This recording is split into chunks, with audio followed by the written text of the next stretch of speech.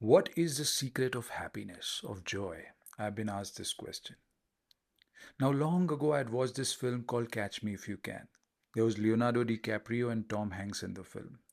Leonardo's character was called Frank Abagnale Jr. He was a con artist. He would scam people and make a lot of money. He could forge signatures. He would play different roles. Sometimes he would play a doctor, and people would be so convinced that he's the doctor. He's a great doctor, and they would do what he says. Sometimes he would play a pilot. And this is a true story. Frank was inspired by his father. Now, Tom Hanks's team was behind him, chasing him, and many times they got to the moment when they have got Leonardo's character and he would escape. And so the comedy followed. And Tom Hanks was getting more and more desperate and inspired by this character. He started studying this character and slowly he started feeling compassionate for Leonardo. A time came when Leonardo's father passed away. And now Leonardo was still being chased and he was playing a pilot. He was just about to board a plane. And in that moment, when Tom Hanks was just a few meters away from him, Leonardo was about to escape. And Tom says something very important to him. He said, "Nobody is chasing you, Frank. Nobody is chasing you." And in that moment, Frank surrenders. Because now there is nobody to chase him. He was enjoying the chasing. His father has passed away. There is nothing more left in his life.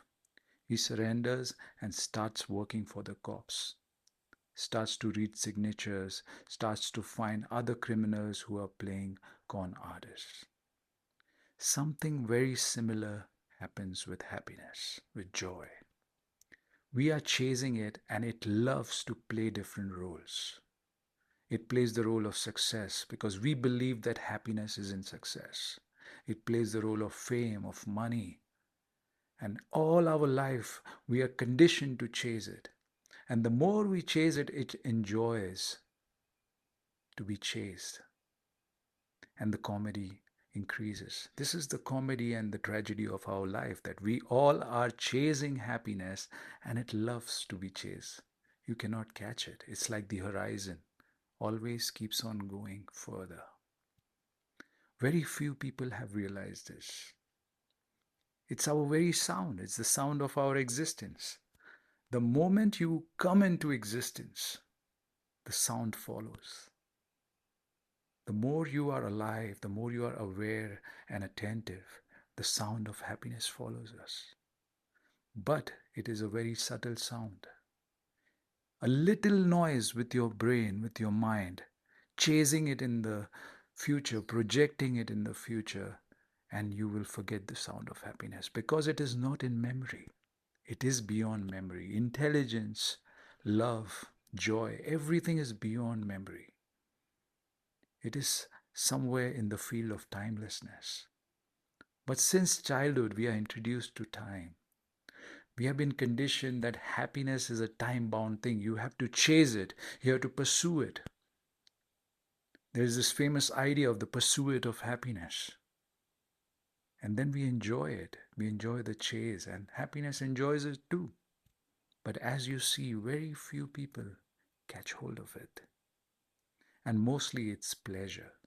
Even what you experience in deep moments of pleasure is just that you have forgotten that you are chasing.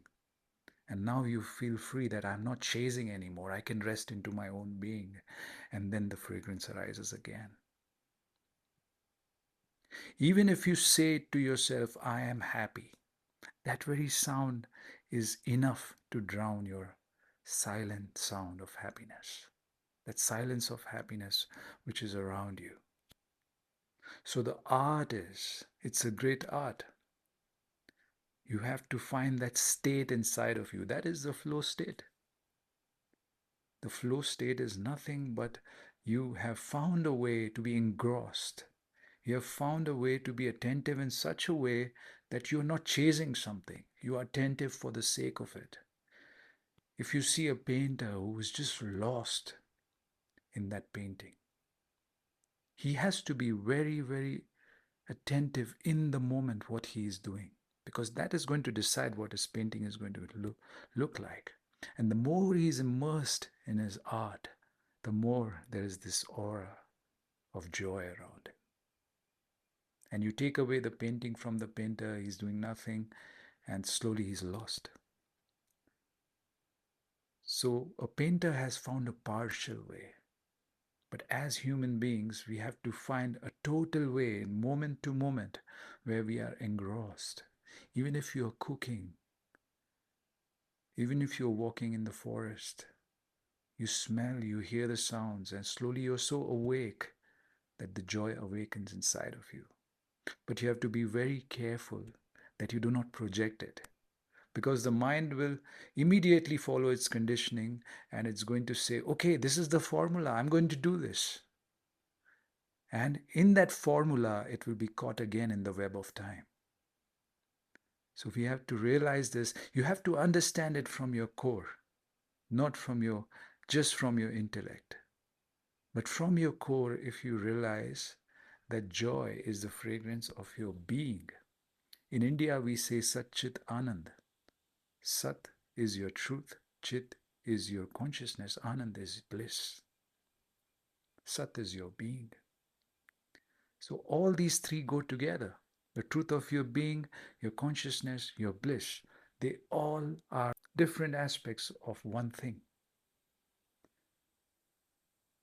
So if you can get this knack of being all here, the more you're all here, the more joy follows. And then it shows in everything that you do.